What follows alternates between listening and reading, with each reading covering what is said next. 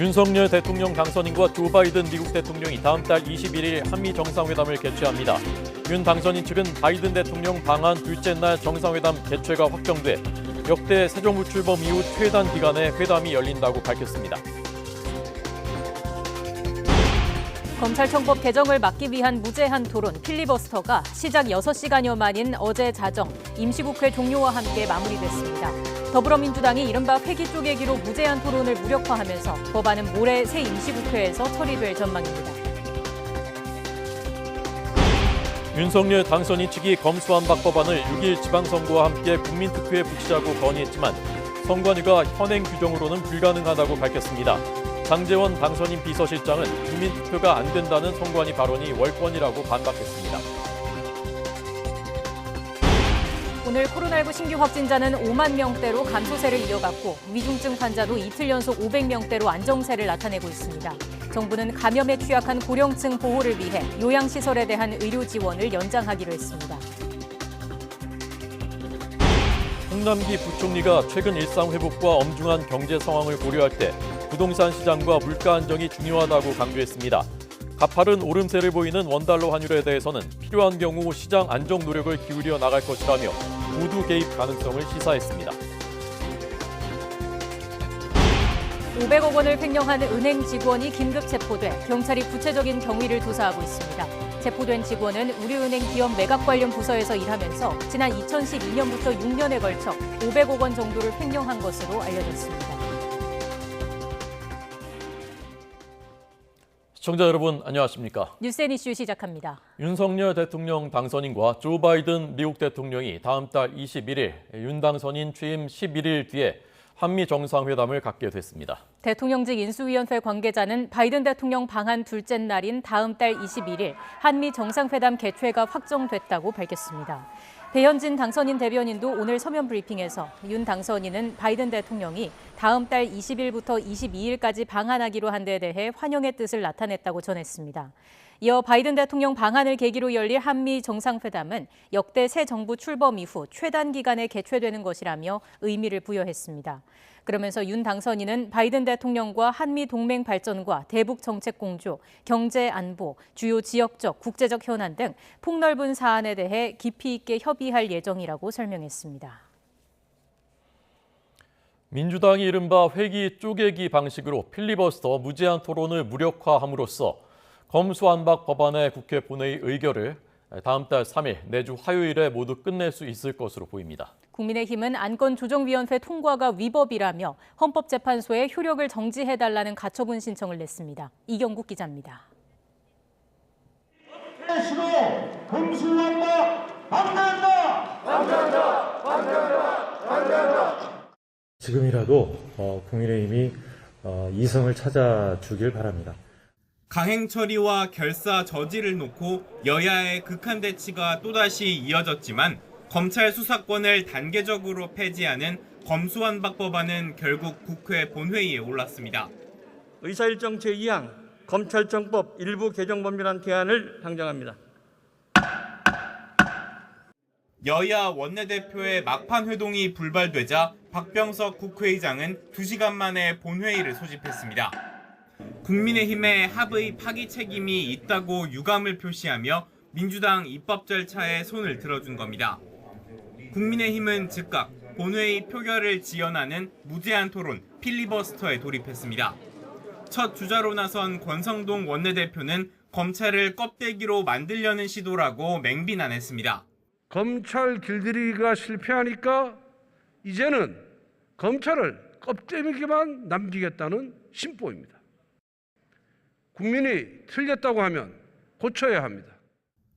민주당도 토론에 참여해 검찰의 민주적 통제 필요성을 강조하며 맞불을 놨습니다.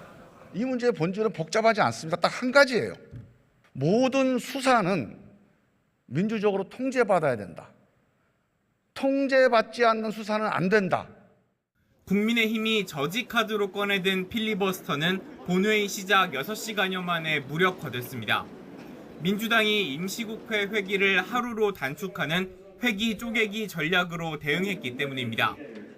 회기 종료와 함께 필리버스터가 끝나고 해당 안건이 다음 회기 때 바로 표결에 붙여지는 국회법을 활용한 겁니다. 회기 종료 방식으로 이 사안을 처리하는 것이 가장 적합하겠다, 이런 판단은 하고 있습니다.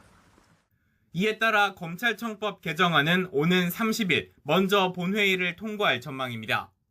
또 이날 나머지 법안인 형사소송법 개정안이 상정되고 국민의힘 필리버스터가 똑같이 자정에 종료되면 민주당은 다음 달 3일 본회의에서 모든 의결 절차를 완료하고 국무회의로 법안을 보낸다는 계획입니다.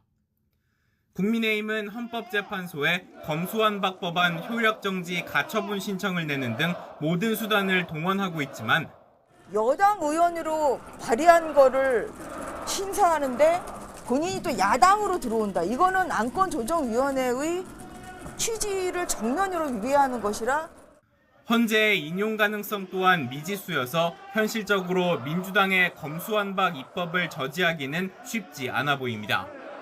YTN 이경국입니다. 장제원 당선인 비서실장이 검수완박 법안에 대해 국민투표에 붙이는 안을 윤석열 당선인에게 보고하겠다고 말했습니다. 장 실장은 취재진과 만나 문재인 대통령이 거부권을 행사하지 않으면 오는 6월 1일 지방선거 때 국민의 뜻을 묻는 방안을 당선인에게 제안하기로 했다고 밝혔습니다.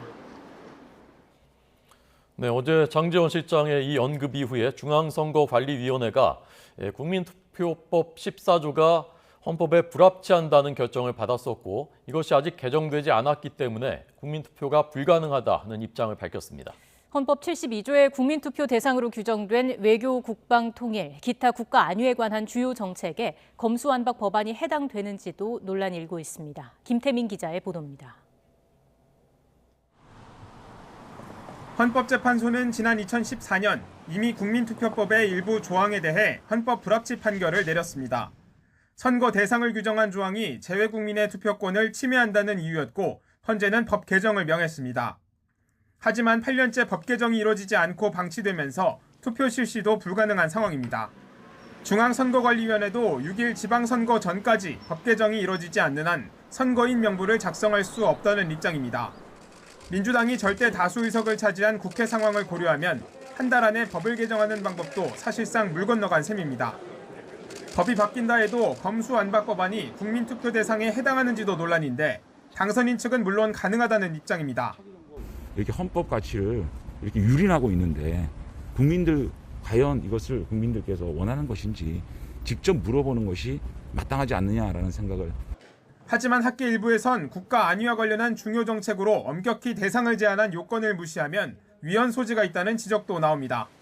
검찰 수사권을 어느 정도 범위까지 인정할 것인가의 문제는 포함이 되지 않는다. 국민투표에 붙인다면 그런 위헌이다라는 게 제 생각입니다. 민주당은 반헌법적 주장이라고 즉각 반발했고 상권 분립을 전면 부정하는 반헌법적 주장에 불과합니다. 그것을 아무렇지 않게 지금 내뱉고 있는 것이죠. 국민의힘은 일단 말을 아끼고 있습니다. 현실적으로 가능할 것인가에 대해서 검토한 바가 없어서 지금은 말씀드리기 어렵습니다.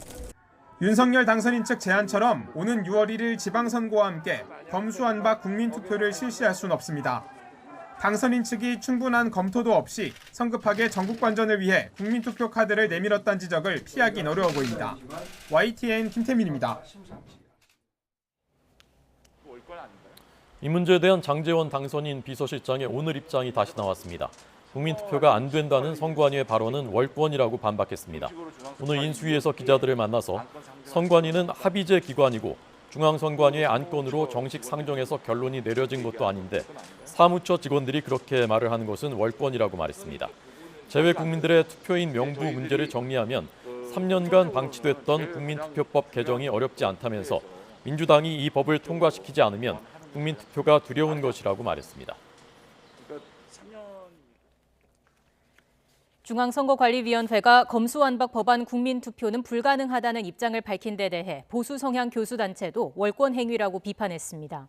사회 정의를 바라는 전국 교수 모임은 오늘 긴급 성명을 내고 선관위는 헌법 114조에 따라 선거와 국민투표의 공정한 관리를 하는 기관에 불과하다며 미리 나서 국민투표가 불가능하다는 입장을 밝히는 건 절차적 흠결 등을 따지는 사법부 권한을 가로채는 행위라고 주장했습니다. 국민의힘 이준석 대표가 검수완박을 추진하고 있는 민주당에 대해서 강한 부메랑이 돼서 돌아갈 것이다라고 경고했습니다. 오늘 최고위원회의에서 과거 민주당이 무리하게 밀어붙였던 부동산 입법과 검경 수사권 조정이 모두 국민들의 삶에 피해를 입혔다면서 이렇게 말했습니다. 또 문재인 정부에서 국민이 많은 고통을 당한 것을 박병석 국회의장이 알고 있는데도 대통령 임기 말, 또 의장의 임기 말에 무리한 입법을 추진하는 것을 이해하기 어렵다면서 박병석 의장에게 많은 책임이 있다고 말했습니다.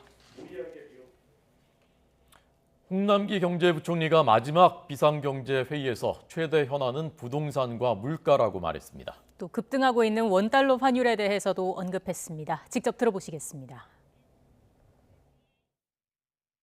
우리 경제의 최대 당면 현안이라고 할 수 있는 부동산 시장의 하향 안정화, 인플레 등 물가의 안정, 그리고 금융시장 변동성 제어 등의 안정적 관리가 매우 중요합니다. 금주 들어 원달러 환율 오름세가 매우 빠른 상황입니다. 정부는 급격한 시장 쏠림이 발생하지 않도록 면밀히 모니터링 중이며 필요한 경우에 시장 안정 노력을 기울여 나가도록 하겠습니다. 홍남기 부총리는 또 최근 수입 원자재 가격 상승에 대해 정부가 시멘트 생산 원료인 유연탄의 수입처를 다변화하고 시멘트 국내 생산을 독려하겠다고 밝혔습니다. 홍 부총리는 비상경제중대본 회의에서 호주산 유연탄 수입 비중을 1.5배 확대하는 등 수입처를 다변화하고 신속 통관도 적극적으로 지원하겠다고 말했습니다. 또 철근과 시멘트 등 주요 자재의 국내 생산을 독려하고 조기 경보 시스템 등급을 상향 조정하는 동시에 사재기와 담합 등에 대해서도 엄정 대응하겠다고 덧붙였습니다. 네, 코로나19 소식입니다. 신규 환자가 5만 명대 많이 줄었습니다. 위중증 환자도 이틀 연속으로 500명대로 떨어졌습니다. 정부는 그러나 고령층 감염 비율이 여전히 높은 만큼 고령층의 피해를 줄이기 위해 요양시설 의료 지원을 연장하기로 했습니다. 취재기자 연결합니다. 신현준 기자. 네, 신현준입니다. 네, 먼저 자세한 신규 확진자 현황 전해주시죠. 예, 오늘 0시 기준 코로나19 신규 환자는 57,464명입니다. 전날보다 2만 명 가까이 줄면서 8일 연속 10만 명 아래를 유지하고 있습니다. 일주일 전과 비교하면 3만 3천여 명이, 2주 전과 비교하면 9만 명 넘게 줄어 감소세가 이어지고 있습니다. 목요일 발표 기준으로는 지난 2월 10일 이후 11주 만에 5만 명대로 떨어졌습니다. 위중증 환자는 조금 늘었지만 552명으로 이틀째 500명대를 유지하고 있습니다. 코로나19 관련 사망자는 122명 발생해 누적 22,588명입니다. 전국의 중환자 병상 가동률은 29.6%로 30% 아래로 떨어졌습니다. 재택치료 환자는 41만 명대이고 이 가운데 하루 2번 모니터링을 받는 집중관리군은 3만 7천 명입니다. 문제는 60살 이상 고령층 감염 비중이 22.2%로 여전히 높다는 점인데요.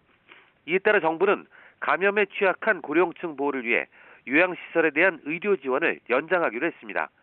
요양시설은 요양병원과 달리 의료진이 상주하지 않는데 한시적으로 지원했던 의료기동 전담반을 한 달 더 연장 운영하기로 한 겁니다.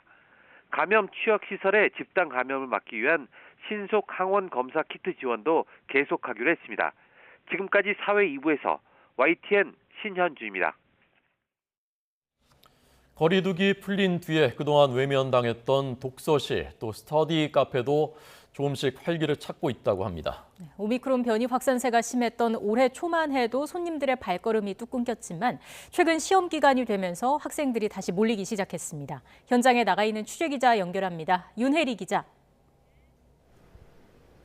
네, 경기 수원시 스터디 카페에 나와 있습니다. 네, 지금 손님들이 많이 차 있습니까? 네, 이른 오전부터 대학생과 취업준비생 10명 정도가 이곳에서 시험을 준비하고 있습니다. 원래 이곳 출입구에는 기기가 설치돼 있어서 발열을 체크해야 했었는데요. 현재는 발열 체크 없이도 이곳을 이용할 수 있게 됐습니다. 또 이번 주부터 실내 다중이용시설에서 음식물 섭취가 가능해지면서 이렇게 커피와 식빵도 간식들이 비치가 돼 있습니다. 자리마다 감염을 막기 위한 플라스틱 칸막이가 아직 설치돼 있지만 거리두기가 전면 해제되면서 한 칸씩 뛰어앉기는 사라졌습니다. 이 스터디 카페에는 좌석 70여 개가 마련돼 있는데요. 오미크론 변이 확산세가 거셌던 올해 2월에는 한 달 내내 손님들 발걸음이 뚝 끊겨 매출이 마이너스였습니다. 하지만 신규 확진자가 감소 추세에 접어든 지난달 중순부터 손님들이 다시 차기 시작했고 최근 중고등학생들의 시험 기간이 맞물리면서 스터디 카페는 만석이 됐습니다. 하지만 이곳 스터디 카페 운영자는 코로나19 때 쌓인 대출금을 갚고 매출도 회복해 예전 수준의 일상 회복 온기를 느끼려면 올해 하반기는 돼야 할 것 같다고 말했습니다. 또 모든 독서실이나 스터디 카페가 이처럼 손님들이 많이 몰리는 건 아니었는데요. 아직 비대면 수업을 진행하는 대학가 주변 스터디 카페의 경우 거리두기 해제 이전과 비교해 큰 변화를 체감하긴 어렵다고 말했습니다. 코로나19로 힘들었던 자영업자들에게 이른 시일 내 일상 회복의 온기가 구석구석 퍼지길 기대해봅니다. 지금까지 경기 수원시 스터디 카페에서 YTN 윤혜리입니다.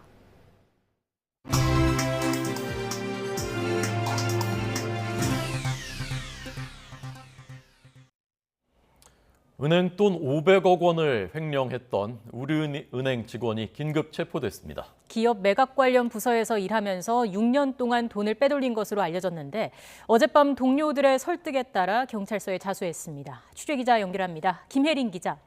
네, 사회일보입니다. 네, 우리은행, 국내 은행 중에서도 손꼽히는 대기업에 속하는데 직원이 수백억 원을 횡령했다고요?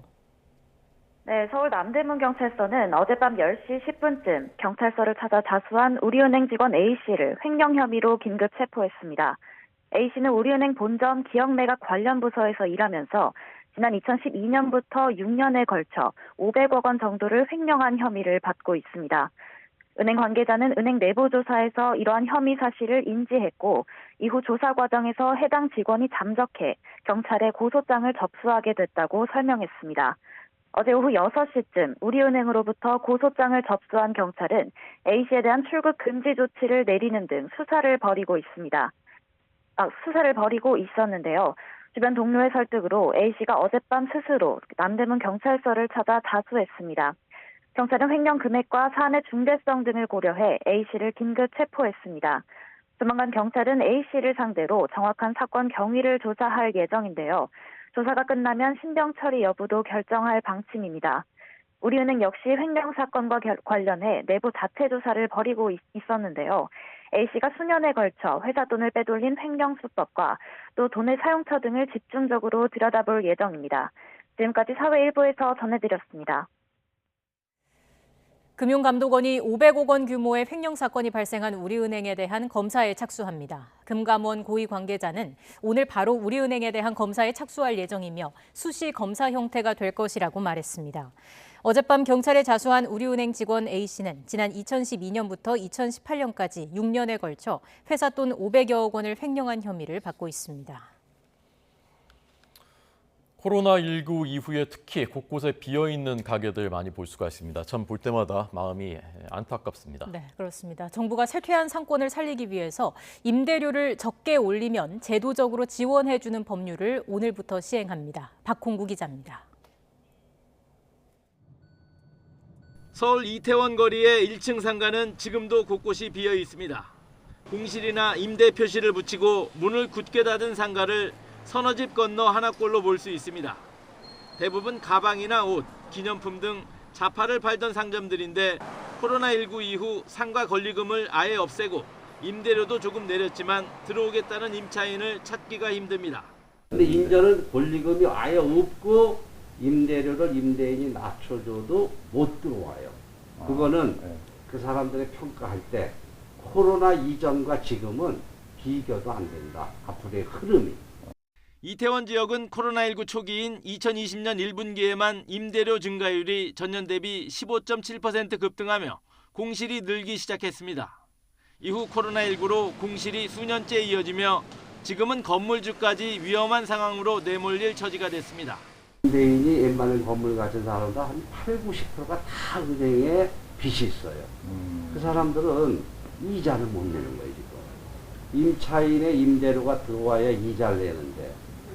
공실이 늘어 상권이 쇠퇴한 곳이 많아지자 정부는 지역상권법 시행령을 제정했습니다. 이처럼 상권이 쇠퇴한 경우 지역 내 임차인과 임대인, 토지 소유자의 3분의 2 이상이 찬성하면 자율상권구역으로 지정돼 정부의 지원을 받을 수 있습니다. 임대료를 5% 이내에서만 인상하면 정부는 주차장 설치 기준을 완화해주고 온누리 상품권 가맹점으로 등록해줄 계획입니다. 지자체는 세금 감면과 수리비 융자 혜택까지 제공합니다. 임대료를 안정화하겠다, 임대차 기간을 조정하겠다, 이런 것들을 상생협약에서 사인하게 돼 있습니다. 그게 MOU 조항이기 때문에 젠트리피케이션을 자율적으로 방지하는. 정부는 코로나19로 침체된 지역 경기를 활성화하기 위한 노력에 임대인과 임차인 등 상권 구성원들이 자발적으로 참여하길 기대한다고 밝혔습니다. YTN 박홍구입니다. 5살 이하 아이들을 키우는 가구의 한 달 평균 양육비가 크게 늘었습니다. 100만 원 가까이 되는 것으로 조사됐습니다. 국가와 지자체 지원은 늘었지만 사교육 비용이 더 빨리 늘어난 것이 원인입니다. 보도에 기정훈 기자입니다. 요즘 우리 아이들이 어린이집 같은 보육기관을 처음 찾는 시기는 21.8개월 때. 코로나에도 불구하고 3년 전보다는 한 달가량, 6년 전보다는 2달 넘게 빨라졌습니다. 엄마가 직장을 다니는 경우엔 넉 달 남짓 더 빠릅니다. 정부가 3년마다 실시하는 보육 실태 조사 결과를 보면 지난해 영유아 보호자가 어린이집에 낸 직접 부담 비용은 56,000원으로 3년 전보다 5,000원 줄었습니다. 대다수 부모가 부담이 되지 않거나 적당하다고 답했고 어린이집 서비스 질의 개선을 위해선 더 낼 수 있다는 답도 절반을 넘었습니다. 어린이집 이용 만족도도 5점 만점에 4.10점으로 소폭이지만 상승세를 유지했습니다. 하지만 영유아 가구의 월 평균 양육비는 97만 6천 원으로 100만 원을 육박했습니다. 3년 전보다 10만 원 넘게 오른 겁니다. 들이 직접적으로 내는 비용은 국가 지원이 많아지고 지자체 지원도 포함이 되어서 줄어들었는데 양육비에는 그 어린이집 이용 외에 사교육이라든지 학원 비용 등이 모두 포함되어 있습니다. 육아휴직제도 이용은 크게 늘었지만 여전히 엄마 중심이었습니다. 육아휴직 경험은 어머니 단독 사용이 32.6%로 아버지 단독 사용 2.1%와 부모 모두 사용 2.4%를 크게 앞질렀습니다. 영유아가 어린이집을 사용한 평균 시간은 7시간 12분으로 3년 전보다 12분 줄었는데도 보육교사의 휴게 시간을 뺀 근무 시간은 8시간 52분으로 3년 전보다 30분 늘었습니다. 코로나 때문에 아이들의 부모님들이 이제 외부 활동을 조금 줄이려는 경향이 있어서 어린이집 이용 시간은 줄었을 것 같고 교사의 경우에는 코로나 방역 활동 때문에 어린이집의 소독이라든지 이런 업무가 조금 늘어나서 부모들이 가장 바라는 육아 정책은 3년 전과 같이 국공립 어린이집 확충이 차지했고 보육비 지원 인상과 육아휴직제도 정착이 그 뒤를 이었습니다. YTN 기정훈입니다. 양승태 전 대법원장 시절 재판에 개입했다는 이유로 기소된 임성근 전 부장판사가 무죄를 확정받았습니다.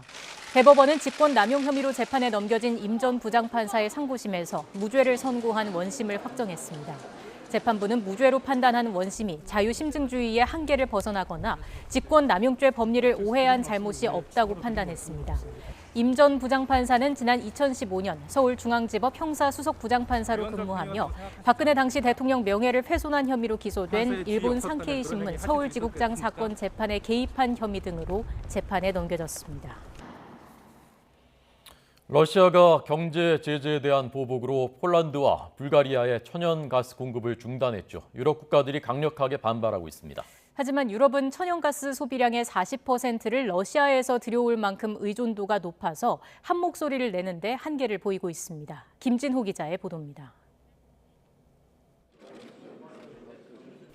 러시아가 가스 공급을 중단한 불가리아는 계약 위반이라며 러시아를 강하게 비판했습니다. Спирането на газа от Газпром е грубо нарушение на техния договор и е шантаж за използване на извън договорен план за плащане в рубли. 유럽연합 행정부 수반격인 우르술라 폰 데어 라이엔 집행위원장은 이번 조치는 다시 한번 가스 공급자로서 러시아를 신뢰할 수 없다는 점을 보여준다고 지적했습니다. 그러면서 가스프롬의 결정이 유럽에 최소한의 영향을 미치도록 하겠다며 러시아의 유럽 분열 시도는 실패했다고 주장했습니다. Today, the Kremlin failed once again in his attempt to sow division among member states. The era of Russian fossil fuel in Europe is coming to an end. 그는 회원국들은 이와 같은 시나리오에 대비한 비상계획을 마련해왔으며 조율된 EU의 대응을 준비할 것이라고 밝혔습니다. Bei Gas sind wir dabei, mit Hochdruck eine neue Energieinfrastruktur aufzubauen, die LNG-Terminals, die dann Flüssiggas nach Deutschland bringen, sodass wir russisches. 폰 데어 라이엔 집행위원장은 또한 계속해서 대체 가능한 공급을 확보하기 위해 국제 파트너들과도 협력할 것이라고 말했습니다. 하지만 러시아의 에너지 수출에 대한 유럽 차원의 제재에 반대해온 오스트리아와 헝가리는 자국에는 피해가 없다는 점을 강조하며 다른 EU 국가와는 다른 목소리를 내고 있습니다. 유럽 국가 간의 분열을 노린 것으로 보이는 러시아의 가스 공급 중단이 다른 국가로 확대될지 주목됩니다. YTN 김진호입니다.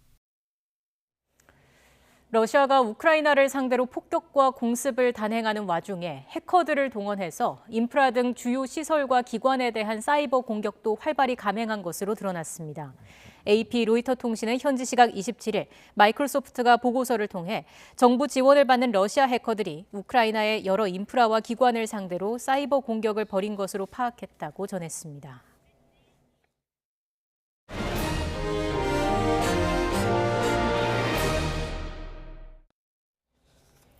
윤석열 대통령 당선인이 취임 11일 뒤인 다음 달 21일에 조 바이든 미국 대통령과 첫 한미 정상회담을 열기로 날짜가 확정됐습니다. 네, 이른바 검수 완박과 관련해 당선인 측은 거듭해서 국민투표를 제안하며 강한 의지를 내비쳤습니다. 인수희 취재기자 연결합니다. 조은지 기자. 네, 서울 삼청동 인수위원회입니다. 네, 미국 백악관 측에서 먼저 발표가 나온 거죠? 네, 미국 바이든 대통령이 한국에 온다라는 소식은 앞서서도 계속 있었는데요. 간밤 미국에서 백악관이 오늘 새벽에 정확히 발표를 했습니다. 다음 달 20일에서 24일 4박 5일 일정으로 한국과 일본을 순방한다 이렇게 공식 확인을 한 건데요. 바이든 미국 대통령은 먼저 한국을 찍고 일본에서 열리는 쿼드 정상회의에 참석합니다. 윤석열 당선인 측에 따르면 바이든 대통령은 5월 20일 입국해서 2박 3일 일정으로 한국에 머물고 방한 이튿날인 21일에 한미 정상회담을 개최할 예정입니다. 이로써 다음 달 10일 취임하는 윤석열 당선인은 전례 없이 빠른 11일 만에 한미 정상회담을 치르게 됐습니다. 한국 대통령의 방미보다 미국 대통령의 방한이 먼저 성사된 건 1993년 7월 빌 클린턴 당시 미국 대통령이 김영삼 당시 대통령과 만난 이후 29년 만의 일입니다. 당선인 측은 한미 정상회담은 역대 새 정부 출범 이후 최단 기간에 개최되는 거라면서 방한에 환영의 뜻을 표시했습니다. 배현진 대변인은 서면 브리핑에서 두 정상은 한미동맹 발전과 대북정책 공조, 또 경제안보와 지역적 국제적 현안 등 폭넓은 사안에 관해 깊이 있게 협의할 거라고 설명했습니다. 이를 통해 두 나라 사이 포괄적 전략 동맹이 더 발전할 수 있는 역사적 전기가 마련될 것으로도 기대했습니다. 네, 검수완박 이 국민투표에 대해서도 추가적인 입장이 나왔더군요. 네, 국민투표에 거듭 강한 의지를 보였습니다. 장제원 비서실장은 오늘 아침 기자들과 만나서 선관위의 월권이다라고 반박을 했는데요. 협의체 기관인 중앙선관위에서 안건으로 상정해서 정식 결론을 내린 것도 아닌데 사무처 직원이 국민투표가 불가능하다고 얘기한 건 월권이라는 겁니다. 지금 국민투표법은 재외국민 참여를 제한하는 규정이 헌법 불합치 결정을 받아서 사실상 사문화된 상태인데요. 장제원 실장은 개정안을 내서 투표인 명부 관련 이런 사항을 정리하겠다고 말했습니다. 민주당이 개정안을 막는다면 국민투표가 두려운 걸로 볼 수밖에 없다고 했습니다. 직접 들어보시죠. 정식으로 중앙선거관리위원회에 안건 상정을 해서 결론 난 것도 아닌데 그 사무처 직원들이 그렇게 얘기하는 거는 월권 아닌가요? 그 입법을 하는 게 제일 중요한 거고 민주당이 그거를 통과를 안 시켜주면 국민투표가 두려운 거라고밖에 볼 수가 없겠죠. 네, 장제원 실장은 아직 윤석열 당선인에게 정식 보고나 건의는 안 했다고 선을 그었는데요. 동시에 문재인 대통령이 국민이 원하지 않는 국회의원과 공직자의 불수사 특권을 주는 검수완박 법안에 거부권을 행사할 걸로 생각한다고 거듭 청와대를 압박했습니다. 지금까지 삼청동 인수위원회에서 YTN 조은지입니다. 한미 정상회담을 위해 다음 달 20일부터 22일까지 방한하는 조 바이든 미국 대통령이 문재인 대통령도 만나기로 했습니다. 청와대 핵심 관계자는 YTN과의 통화에서 바이든 대통령 측의 요청에 따라 문 대통령과 바이든 대통령의 만남이 다음 달 22일쯤 추진될 것으로 보인다고 밝혔습니다.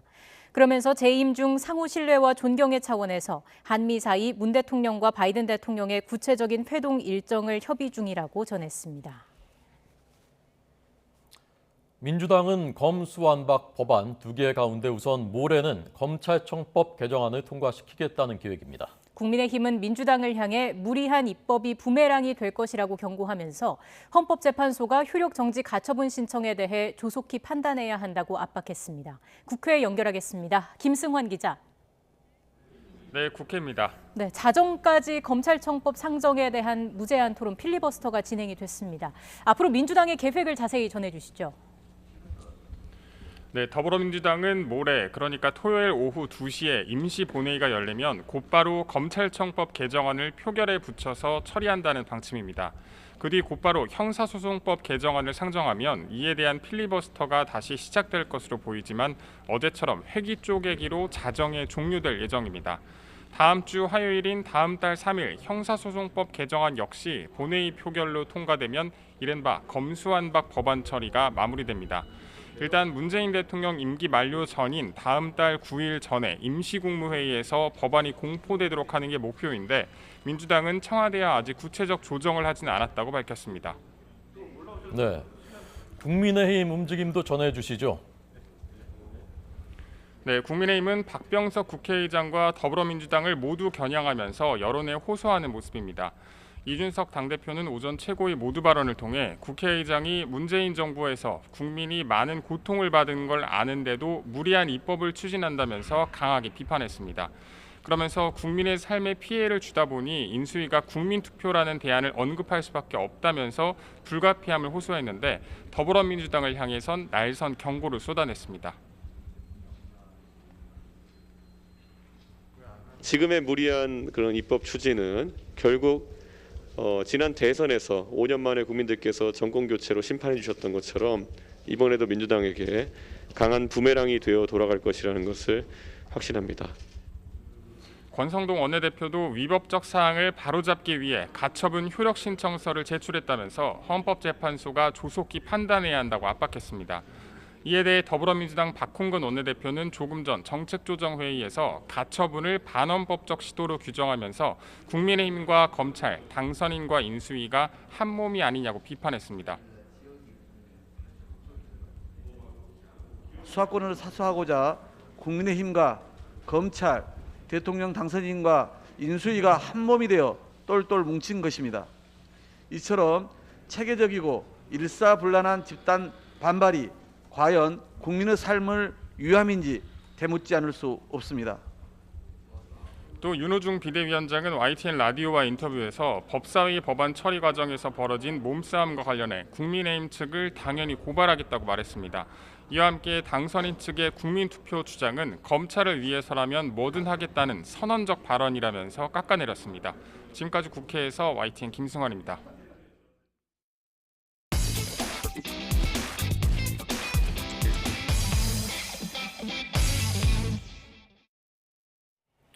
네, 아까 홍남기 부총리 말대로 지금 물가가 제일 걱정인데요.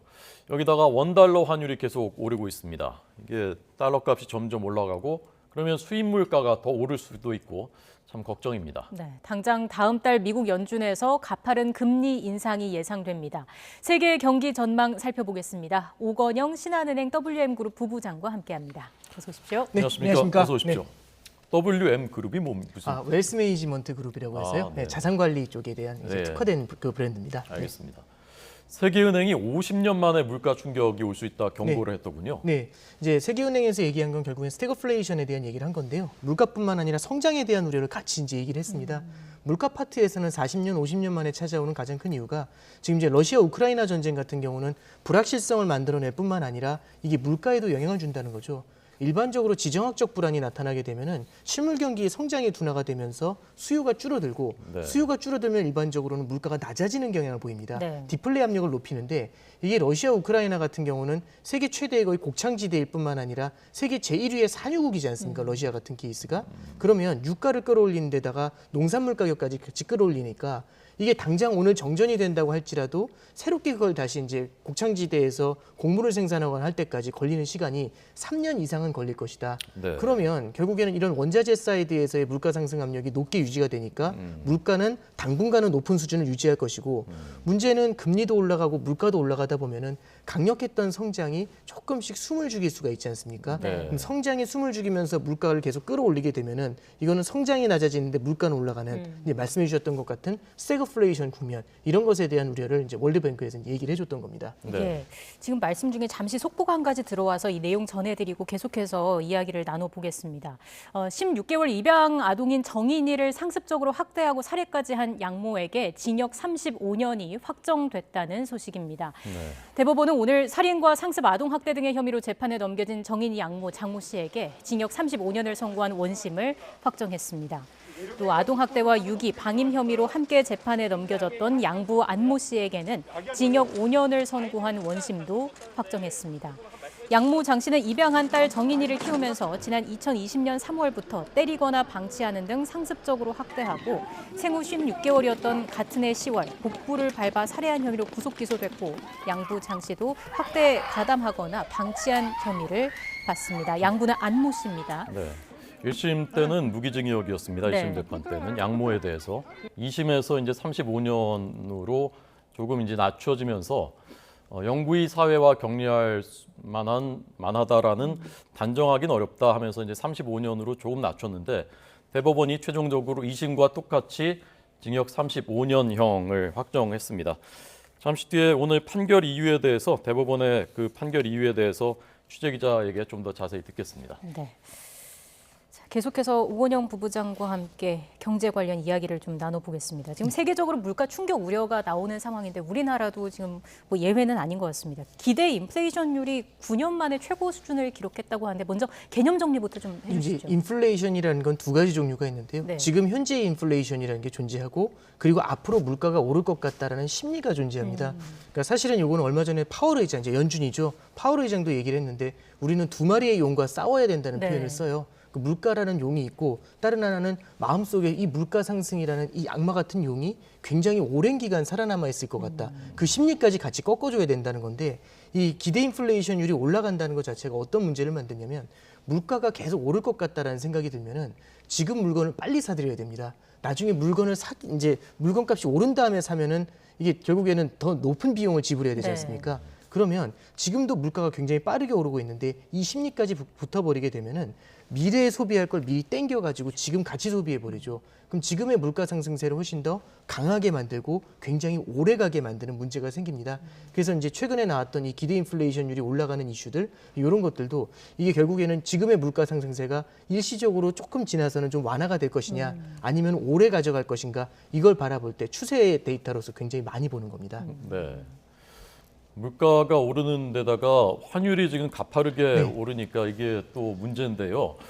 지금 환율 상황하고 환율이 오르면 우리의 일상에는 어떤 영향 미치는 건지 좀 쉽게 설명 좀 해주시죠. 네, 일단 기본적으로 환율이 올라갔었을 때는 우리 이제 수출을 할 때는 유리하다라는 얘기가 있습니다. 그건 이제 팩트긴 한데요.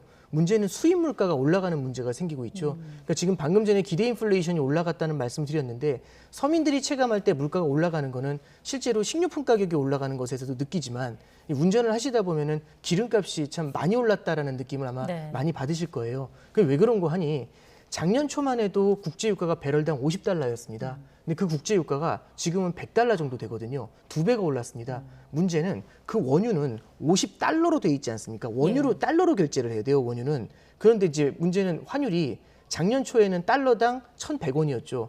그러면 50달러 곱하기 1,100을 하면 550만 원 정도의 한 드럼을 수입하는 거라면 지금은 얼마냐면 100달러인데 환율이 1,260원이 넘어 있습니다, 지금. 네. 그러면 이제 2배 이상 올라갔다는 느낌이 딱 주게 되죠. 네. 그래서 환율이 올라갔었을 때는 우리나라처럼 에너지 수입 의존도가 높은 국가들 같은 경우에는 무역에 대한 부담이 굉장히 커지게 된다라는 걸 첫 번째는 보실 수가 있고요. 네. 최근에 그러면 이렇게 이제 환율이 많이 올라간 가장 큰 이유 중에 하나가 우리나라가 계속해서 구조적인 무역 흑자라고 했습니다. 웬만하면 우리나라는 흑자가 잘 나는 나라다. 이런 인식이 강했었는데 그게 최근에 이제 에너지 가격이 오르면서 무역 적자로 몇 개월 전 전환이 된 바가 있습니다. 무역 적자라는 건 우리나라에서 달러가 나간다는 뜻이죠.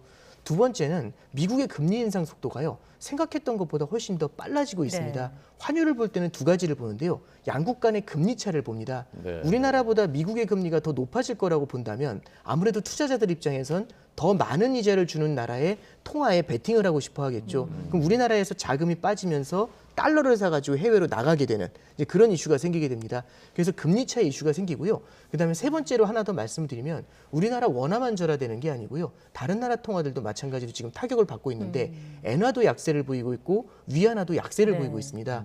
근데 이제 여기서 중요한 포인트는 위안화나 엔화는 중국이나 일본 같은 경우는 아무래도 우리나라하고 수출 경쟁을 하고 있는데 그 나라의 통화가 약세를 보이는데 우리나라 통화만 강세를 보인다. 이런 경우에는 수출에서 성장이 굉장히 압박을 받는 요인들이 생길 수 있죠. 그래서 이게 꼭 그렇게 따라가는 건 아니지만 다른 나라 통화가 약세를 보일 때는 어느 정도는 통화 환율도 이 보조를 맞춰가는 경향이 있습니다. 그래서 이런 점들을 통해 봤었을 때 최근에 원달러 환율이 상승하는 이유를 이제 파악할 수 있겠죠. 1,300원을 넘을 가능성도 있다고 생각하십니까? 이게 미국의 금리 인상 속도에 따라서 달라질 거라고 보고 있습니다. 지금 미국의 금리 인상을 물론 이건 어디까지나 시장에서 현재 상황을 가정했었을 때 바라보는 건데요. 현재 어느 정도 바라보고 있냐면은 연말에 2.5%를 좀 넘기지 않겠는가 이렇게 얘기를 하고 있습니다. 예. 그게 미국에서는 뒤쪽에서도 한번 말씀을 드리겠지만 이번 FOMC에서 중요한 포인트가 될 텐데 중립금리라는 표현이 있습니다. 네. 중립금리라는 건요. 이제 이 정도 금리가 됐었을 때 물가가 더 올라가지도 않고 내려가지도 않는 가장 이상적인 안정적인 금리라는 게 중립금리인데요. 연준에서는 2.5% 정도를 중립금리로 이제는 보고 있습니다. 그러면 2.5%까지 빠르게 중립금리까지 따라가 줘야 중립금리보다 낮다는 얘기는 물가를 끌어올릴 요인이라는 얘기거든요. 네. 그럼 지금도 미국의 물가 상승세가 상당히 높은데 중립금리보다 낮은 수준을 유지하게 되면 안 되니까 빠르게 2.5%까지 기준금리를 올려야 된다는 얘기를 하고 있거든요. 근데 이제 문제는 뭐냐면 연준 내에 매파가 있습니다. 예. 빨리 금리를 올려서 물가를 잡아야 된다는 매파가 있는데 이 매파가 꽤 설득력이 있습니다. 네, 어떤 얘기를 하냐면 이제 이런 얘기를 하는 거죠. 우리는 지금 물가가 이미 미국 물가가 8.5%입니다. 목표가 2%거든요. 그럼 잡아내려야 되는 거지. 네. 더 올리지 않는 게 중요한 게 아니라 잡아내려야 된다. 그럼 물가를 잡아내려면 중립금리보다도 금리를 위로 올려야 되지 않느냐라는 얘기죠. 그러니까 논리적으로는 맞는 말입니다. 그래서 이제 나오는 얘기 중에 하나가 조금 매파에 속하는 분들은 3%까지도 금리를 올려야 된다는 얘기를 하고 있습니다. 연말까지. 그러면 이렇게 빠른 속도로 금리를 더 올리게 되면은 시장이 예상했던 것보다 더 빠른 속도의 미국 금리 인상이 나타나는 거지 않습니까? 이렇게 됐었을 때는 말씀하셨던 것처럼 1,300원 가까운 수준까지 지금보다도 조금 더 높아진 환율도 나타날 수가 있죠. 그래서 결국에는 대외적인 요인들에 대해서 우리가 조금 더 눈여겨볼 필요가 있다. 이 정도로 답변을 드려봅니다. 5월 FOMC를 좀 더 지켜봐야 할 것 같은데 보통 연준의 어떤 출구 전략을 저희가 얘기할 때 뭐 테이퍼링, 네. 그리고 기준금리, 네. 그리고 이제 양적 긴축으로 이야기가 나오잖아요. 네. 이제 파월 의장이 양적 긴축에 착수할 방침도 시사를 했는데 일단 이 개념이 어떤 건지도 설명을 해주시죠. 네, 이제 미국에서 기본적으로 중앙은행이 쓰는 정책은요, 기준금리를 조절을 하게 됩니다. 기준금리는 초단기 금리고요. 미국으로 따지면 하루짜리 금리입니다. 하루짜리 금리를 올리고 내리고 해서 전체적인 다른 금리도 같이 조절하는 거거든요. 2년짜리, 10년짜리 같이 조절을 합니다. 근데 가끔씩 이런 일이 있습니다. 기준금리를 다 잡아내렸는데도 10년짜리 금리가 내려오지 않는 경우가 있어요. 그러면 기준금리는 0%까지 내렸으니까 이 밑으로 내릴 수는 없는 거지 않습니까? 그럼 어떻게 되냐면 10년짜리 금리를 직접 잡아내리기 위해서 10년짜리 국채를 직접 사면서 그쪽에 돈을 지급을 해줍니다. 이걸 뭐라고 하냐면 양적 완화라고 합니다. 예. 이렇게 해서 직접적으로 10년짜리 금리를 잡아내리는데요. 그러면 여태까지 양적 완화를 굉장히 많이 해왔습니다. 네. 코로나 이후에. 그러면 이걸 되돌려야 되지 않습니까? 그럼 어떤 걸 되돌리면 되냐면 기준금리를 올리는 것도 있지만 사들였었던 10년짜리 장기 국채를 팔면서 너무 많이 눌러놨었던 10년짜리 금리를 끌어올리는 작업을 해야 되겠죠. 그래서 양적 완화의 반대편 개념으로 양적 긴축이다. QT다 이렇게 얘기를 하고 있고요. 네. 이번 FOMC에서 이 QT에 대한 얘기가 조금 이제 본격적으로 회자가 되지 않을까 그렇게 보고 있습니다. 네, QT, 퀀터티, 예, 퀀터티브 그 타이트닝이라고 이렇게 표현을 합니다. 퀀터티브 타이트닝. 네, 그렇게 표현합니다. 그래서 이제 미국 금리가 어디까지 오를 것이냐 그게 이제 중요한 문제인데 지금은 0.5%고 네. 이제 1%로 이른바 빅스텝 네. 0.25 정도 보통 올리는데 2배를 올리는 0.5 빅스텝이라고 하는데 네. 6월에는 뭐 그보다 더 큰 자이언트 스텝 얘기까지 나오던데 그 전망을 좀 자세히 해주십시오. 네, 이게 이제 왜 그 얘기까지 나오고 있냐면 예를 들어서 지금 현재 앞서도 말씀드렸던 것처럼 중립금리까지 만약 올린다고 하면 2.5%까지 금리를 올리는 겁니다. 네. 이제 미국의 금리는 밴드로 돼 있거든요. 그래서 지금 밴드가 0.25에서 0.5% 밴드로 돼 있습니다. 범위란 말씀이시죠? 네, 그렇습니다. 이게 이제 범위로 돼 있는데 예. 이게 2.5에서 2.75까지 끌어올려야 된다라고 이제 얘기하는 게 중립금리를 주장하는 사람들의 입장이고요. 그게 현재는 대세입니다. 현재는 그 정도 확률이 7, 80%가 넘어갑니다. 그렇게 될 거라고 보는 확률이. 그러면 여기서 몇 번을 더 올려야 되냐면 약 9번 정도 금리를 더 올려야 됩니다. 예. 0.25%씩 올리게 되면 9번 올려야 되거든요. 그렇군요. 예, 근데 이제 문제는 여섯- 지금 남아있는 예. FOMC가 6번 있습니다. 그럼 0.25씩 다 올리더라도 0.75%가 남거든요. 그럼 그 3번은 어딘가에 밀어 넣어야 되는 거죠. 네. 그러면 3차례 회의에서는 0.5%를 올려야 되는 겁니다. 근데 앞서 말씀드렸던 것처럼 매파적인 사람들 입장에서는 3%까지도 올려야 된다고 하면 여기서도 2번을 더 가야 되지 않습니까? 그럼 얘를 갖다가 0.5%로 나눠 뿌리는 방법도 있지만 어떤 경우에는 한 번을 더 올려가지고 0.75로 자이언트 스텝을 가야 되는 거 아니냐라고 해서 매파적인 입장에서 지금 굉장히 센 쪽에서 그런 주장을 하고 있는 거죠. 실제로 만약에 물가 상승세가 지금 현재 연 8.5% 정도 되거든요. 네. 근데 이제 얘기는 3월 정도가 조금 피크였던 것 같고 이후에는 좀 낮아지지 않을까 이런 전망을 하고 있는데 이러지 않고서 계속해서 만약 고공 비행을 한다라고 하면은 0.75%를 인상할 가능성에 대해서도 본격적으로 회자가 될 가능성 이것도 열어둘 필요는 있을 것 같습니다. 그렇게 자이언트 스텝으로 그렇게 한꺼번에 막 올리게 되면 그 충격을 세계 경제 또 우리 경제는 그걸 흡수를 할 수가 있습니까? 이게 사실은 어떻게 딱 정확하게 말씀드리기는 어렵지만은 네. 금리가 올라간다라고 해도 성장이 굉장히 탄탄해지면은 괜찮아요. 그래서 지금 이제 연준에서 쓰는 방법은 험블 앤 임블이라는 방법을 쓰고 있습니다. 네. 과거에는 이제 경기가 어떻게 되든 금융시장이 어떻게 움직이든 그런 거에 크게 개의치 않고 이제 물가라는 걸 잡기 위해서 막무가내로 막 밀어붙이는 경향들이 있었거든요. 80년대나 90년대나 그런 모습들이 나타났었습니다. 근데 이번에 험블 앤 임블이라는 표현을 쓰는 이유는 실물 경제가 어느 정도 여기에 반응을 할 수 있는지 금융시장이 어느 정도 버틸 수 있는지 이걸 바라보면서 간다는 얘기겠죠. 그래서 시장에서도 약간은 좀 기대를 하고 있는 거는 말은 그렇게 하고 있지만 이렇게 말을 하면서 싸우지 않고서 이기려는 거죠. 굉장히 세게 나올 수 있으니까 의례껏 조심해야 된다. 이런 기대를 하는 거고요. 이제 그렇게 만약 진행이 됐었을 때는 실물 경제가 굉장히 큰 스트레스를 받게 되고요. 실물 경제가 스트레스를 받게 되면은 연준 역시 여기에 대해서는 속도 조절에는 들어가지 않을까 보고 있습니다. 다만 그것도 어디까지나 선제적으로 받을까봐 미리 지레 겁먹고 연준이 움직이지 않는 게 아니라 네. 어느 정도는 반응을 보고 나서 움직이는 그런 형태의 스텝을 가져가지 않을까 보고 있습니다. 우리 금리는 어떻게 될까요? 일단 일찌감치 네. 기준금리를 한 4차례였나요? 미리 네. 올렸었잖아요. 네, 그렇습니다. 근데 미국 상황이 이렇다 보면 우리도 영향을 받을 수밖에 없을 것 같은데. 네, 그렇습니다. 작년도에 이제 0.5% 기준금리였는데 8월, 11월, 1월 그리고 이번에 이제 4월이었죠. 사실은 5월달 금리 인상 가능성이 좀 높은 편이었는데 4월달에 깜짝 기준금리 인상을 했고요. 네. 그래서 지금 1.5%까지 기준금리가 올라가 있는 상태입니다. 그리고 이제 5월달 이후에도 이제 기준금리 인상에 대해서도 계속해서 회자가 되는데 새로 하는 총재가 되신 분도 마찬가지로 추가적인 금리 인상의 가능성은 열어뒀고요. 시장에서도 2차례나 3차례 정도는 추가 금리 인상을 보고 있습니다. 참고로 하나 말씀을 드리면 지금 기준금리를 빠르게 올려야 되는 이유 중에 하나가 우리나라의 물가 이슈도 있지만은 미국의 금리 인상 속도도 되게 중요한 포인트가 네. 됩니다. 그래서 조금은 지금 당장 전망하기 어려운 건 5월이나 6월 FOMC에서 만약에 말씀하셨던 것처럼 빅스텝에 대한 가능성이나 우리가 지금 현재 예상하는 것보다 더 빠른 속도의 금리 인상 얘기가 나오게 되면은 우리나라하고 미국의 금리 역전 이슈가 생길 수 있습니다. 우리나라보다 미국의 금리 인상 속도가 훨씬 빠르게 되면 네. 우리도 어느 정도는 좀 따라가줘야 되는 문제가 생기거든요. 그러면은 지금도 이제 2-3차례 얘기가 나오고 있고 뭐 5월이다 7월이다 이때 금리 인상을 할 수 있다는 얘기가 나오지만 그것보다 이제 조금 더 빠르게 따라가야 되는 그런 이슈들도 생길 수가 있습니다. 그래서 미국의 금리 인상 속도에 대해서도 우리 금리를 볼 때도 굉장히 좀 주의를 해서 봐야 된다. 이렇게 정리를 해드려 봅니다. 네.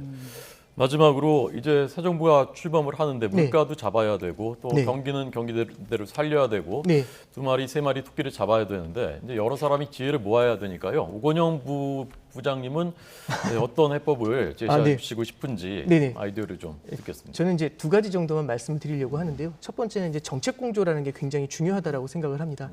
통화 정책이라는 건요. 금리 인상이라는 거는 어떤 사람 한 명 한 명한테만 영향을 주는 게 아니라 모두한테 영향을 주는 거잖아요. 그래서 모두한테 영향을 주게 됐었을 때는 이런 경우에는 금리를 인상을 해줘야 물가를 잡을 수 있는 건 맞는 것 같습니다. 다만 그러면 사실 그 통화 정책 때문에 받는 영향이 다 다를 수가 있죠. 빈부격차라는 게 존재할 수가 있지 않습니까? 그래서 아무래도 코로나의 충격이 남아있는 쪽에는 다른 지원을 해줘야 되는데 그 지원은 결국에는 재정 사이드에선 지원이 가능할 거라고 보고 있습니다. 그래서 재정 정책과 통화 정책의 공조라는 게 저는 굉장히 효율적인 공조가 나와야 된다라고 생각을 하고요. 두 번째는 이번에 이제 한은 총재의 말씀도 되게 저는 되게 중요하다라고 생각을 하는데 어떤 포인트가 나왔냐면은 단기로는 매파가 되고 싶지만 장기로는 비둘기파가 되고 싶다라는 표현을 씁니다. 저는 되게 중요한 포인트라고 생각을 하는 건 우리나라가 중장기적으로 노령화 사회라는 것도 있고 중장기적인 불확실성 때문에 향후에는 성장세가 둔화가 될 수가 있지 않습니까? 그럼 그때는 통화 완화 정책으로 보조를 해줘야 되는데 이때 물가 상승세가 창궐을 해버리면 이런 정책을 쓸 수가 없습니다. 그래서 지금 조금은 아프지만은 물가 상승세를 잡고 가는 매파적인 방법들 이런 쪽에 대한 고민들을 같이 하면서 나아가는 방법을 우리가 고민해야 되지 않을까 그렇게 생각합니다. 조언까지 들었습니다. 지금까지 오건영 신한은행 WM그룹 부부장과 함께했습니다. 고맙습니다. 네, 감사합니다.